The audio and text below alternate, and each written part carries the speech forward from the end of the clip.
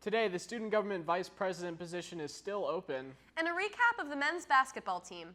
Stay tuned because Spinnaker News starts right now.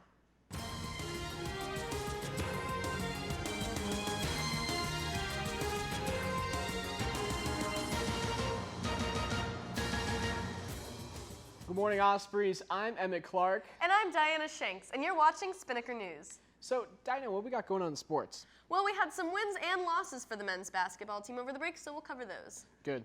But first, President Haley Guerra announced that she rescinded her appointment of current Chief of Staff Caleb Grantham for Vice President, and the position will open up for applications.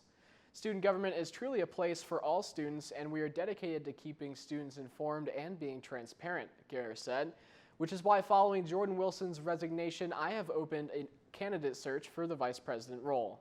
Applications will be accepted now through Friday, December 4th. Student government also discussed possible renovations to Hodges Stadium during the final Senate meeting of the semester. The athletic facilities housed in the stadium, such as the weight room and trainer's room, are routinely subject to flooding during times of rain. Currently, athletes are using trash cans and water jugs to collect water leaking at several places throughout the facility.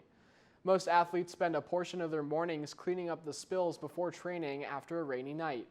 Students also mentioned mold-covered ceilings and the potential for injury due to the flooded weight training areas.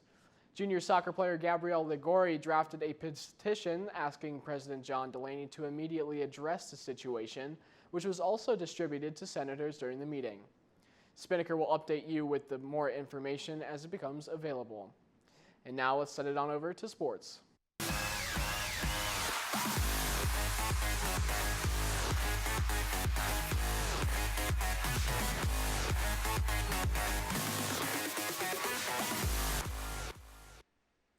Good morning, Ospreys. I'm Diana Shanks with your Spinnaker Sports Report.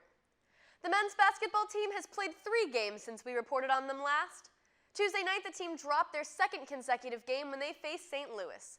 The team struggled to catch their rebounds and missed several shots they normally make, resulting in a 13-point loss. Friday, they played West Hartford and came away with an 81-60 win. The game marked the 100th career victory for 7th-year head coach Matthew Driscoll. The Birds of Trey also added 9 3-pointers to their growing tally. The very next day, they won against St. Francis, and 5 players scored double digits. Forward Chris Davenport made 20, followed by Moore with 16, Beach with 13, and 12 each from Trent Mackey and DeMarcus Daniels. The game improved their ranking to 5 wins and 2 losses. The team will be taking a brief break from all those away games as they host Trinity Baptist tonight at 7.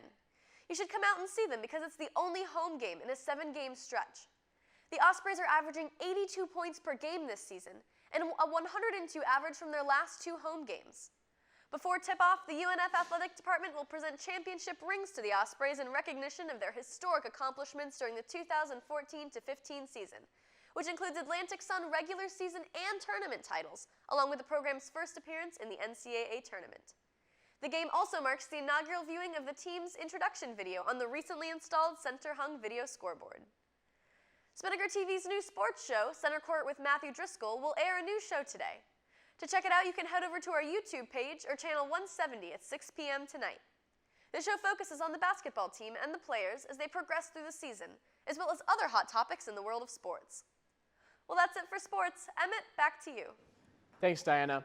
Well, that's all we have time for you today on Spinnaker News. Make sure you check out our website, unfspinnaker.com, for the latest updates on stories and a great radio station.